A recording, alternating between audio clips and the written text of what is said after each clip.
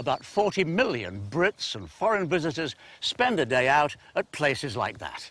But grand settings need grand events to make us want to go back for more, as Greg McKenzie discovers.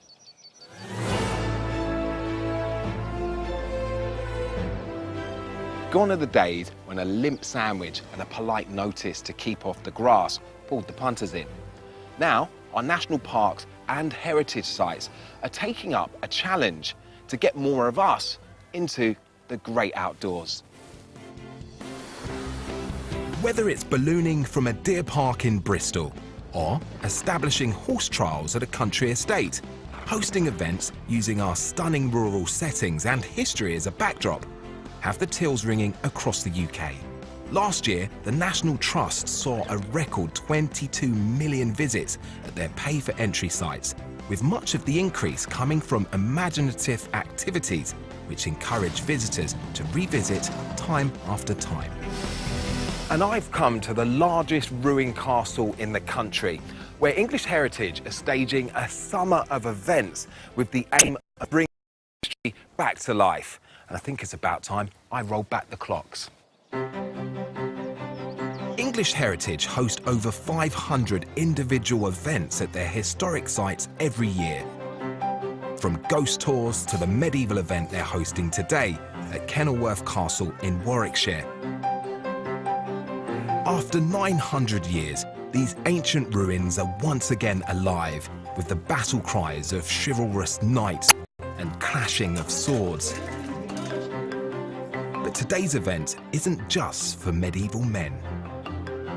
In the summer we live here for 2 days and it's great. The kids grow up doing it as well. They get born into it and then they pick up a sword when they can and start hitting us as soon as they can, and it's pretty good. So there is rules. They're only allowed to hit you when someone's wearing armour. You're only allowed to hit the armour.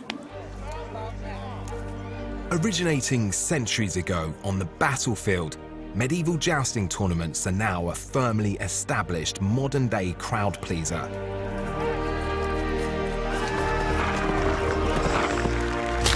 On an average day, Kenilworth Castle attracts 600 visitors, but this event draws at least 2,000. Now, I've always fancied myself as a dashing knight, but do I have what it takes?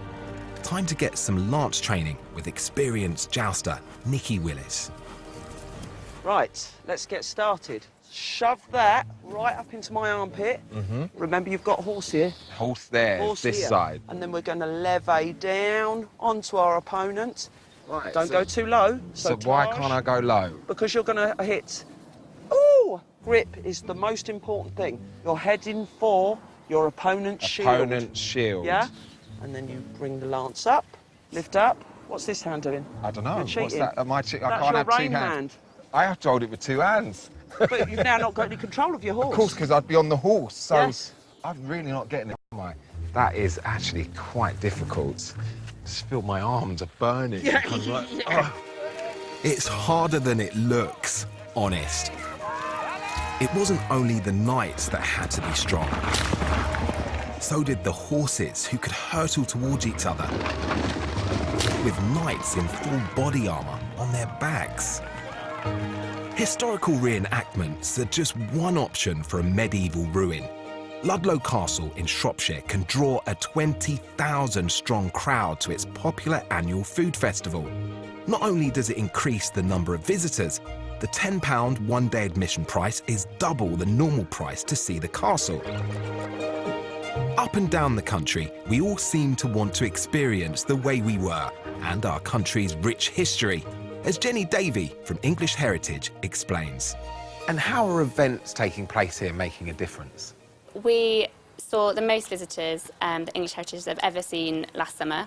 A lot of that was down to events like our jousts, where visitor numbers were up, and they make a real difference. They bring people into sites like this. They enable us to show what English history was all about and to deliver amazing experiences, but also as a charity it's really important for us to get those people in to see what work we're doing, and people want to join to be part of the story that we have and keep our heritage alive.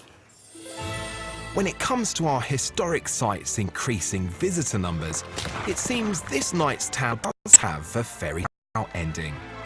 These events are fantastic, and they've really opened my eyes up to our incredible history. I must admit though, I'm absolutely exhausted and just about ready to head back to the future.